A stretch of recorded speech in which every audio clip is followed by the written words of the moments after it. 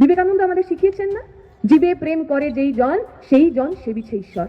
তাহলে ধর্ম পালন করা মানে মানুষকে ভালোবাসা, মানুষকে সেবা করা। আচ্ছা মনে করে দেখুন, কোভিডের সময় মমতা ব্যানার্জির হাসপাতাল বন্ধ হয়ে গেছে।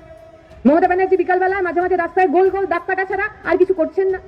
তৃণমূল, বিজেপি, সিপিএম, সাধারণ মানুষ, গরিব মানুষ অক্সিজেন না পেয়ে নিজের বাড়িতে কাতরাচ্ছেন।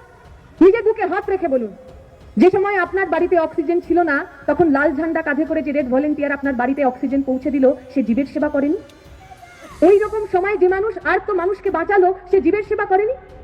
যে বাপ মা গুলোকে নিজের বাড়ির ছেলে মেয়ে হাত দিচ্ছিল না, কোভিড হয়েছে, ওরে বাবা, বাবার কোভিড হয়েছে, ছেলে ঘরে যাওয়া বন্ধ করে দিয়েছে, যে ওই ঘরে ঢুকলে আমারও কোভিড হয়ে যাবে, ওই মুমূর্ষু বাবাকে পাঁজা কোলা করে রেড ভলেন্টিয়ার গেঞ্জি পরা যে ছেলেটা হাসপাতালে পৌঁছে দিল, সে ধর্মের কাজ করেনি?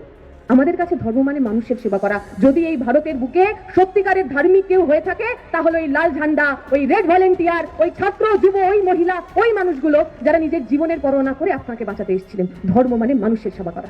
লাল ঝান্ডা সবচেয়ে বড় ধর্ম।